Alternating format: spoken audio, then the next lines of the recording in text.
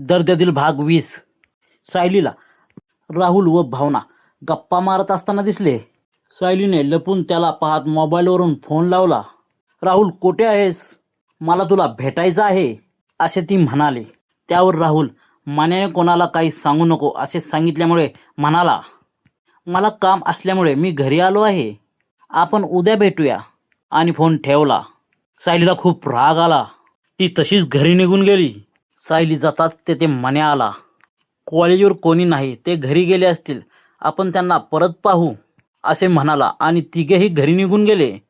दुसरा दिवस उजाडला होता। मान्या व त्याचे मित्र सर्व काही प्लॅनप्रमाणे होत आहे म्हणून खुश होते। मान्या सर्वांकडे पाहत, आज त्या दोघांच्या लव्ह स्टोरीचा एंड करायचा आहे। सर्वांनी ठरलेल्या प्लॅनप्रमाणे काम व्यवस्थित करायचं। सर्वांना काय करायचं आहे ते माहीत आहे ना? अजय, तू त्या क्लासरूममध्ये कोणी आलं नाही पाहिजे याची काळजी घ्यायची आहे। रोहित, तू सायलीच्या प्रत्येक हालचालीची माहिती घेऊन माझ्यापर्यंत पोचवायची। सर्वांनी उठून आपापल्या पोझिशन घेतल्या। राहुल एकटाच क्लासरूममध्ये बसला होता। तो बाहेर जाणार तोच भावनाने आत येत क्लासरूमचा दरवाजा आतून बंद करून राहुलजवळ आली। राहुल तिच्याकडे पाहत, हे काय, तू दरवाजा का बंद केलास?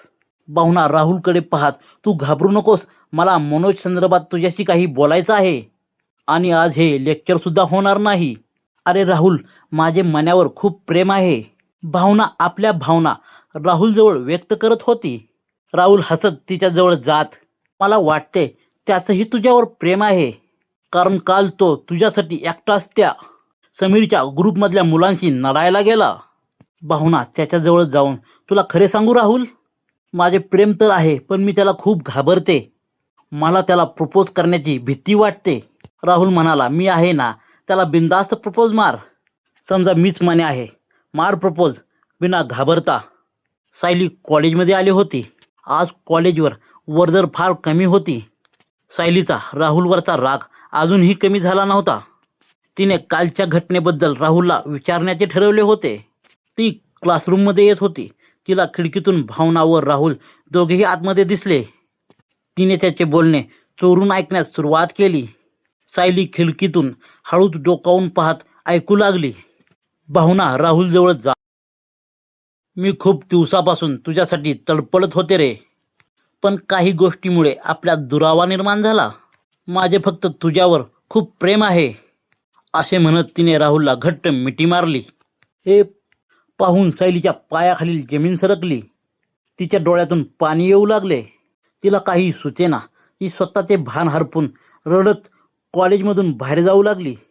भावना राहुलपासून वेगळी होत, सॉरी, मला वेळ होतोय, मी निघते, असे म्हणून निघून गेली।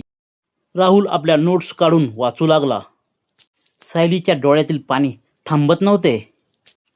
मी ज्याच्यावर मनापासून प्रेम केले त्यांनीच मला धोका दिला। राहुलने असे का केलेस असा विचार करत ती परत क्लासरूममध्ये जाऊ लागली।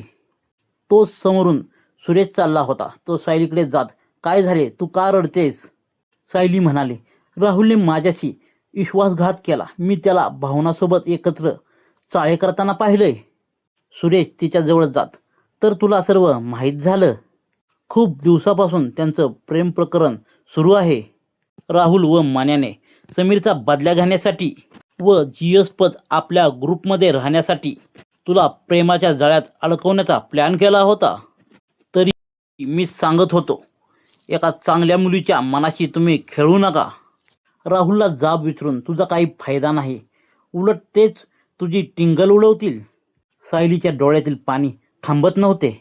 हे सर्व ऐकून तिला खूप मोठा धक्का बसला। तिचे संपूर्ण अवसान गळाले होते। ती काहीच न बोलता खाली मान घालून रडत घरी निघून गेली। दर्देदिल या कथेचे सर्व भाग पाहण्यासाठी आजच आमचा चॅनल सबस्क्राईब करा आणि माझ्या नवनवीन कथेचा आनंद घ्या।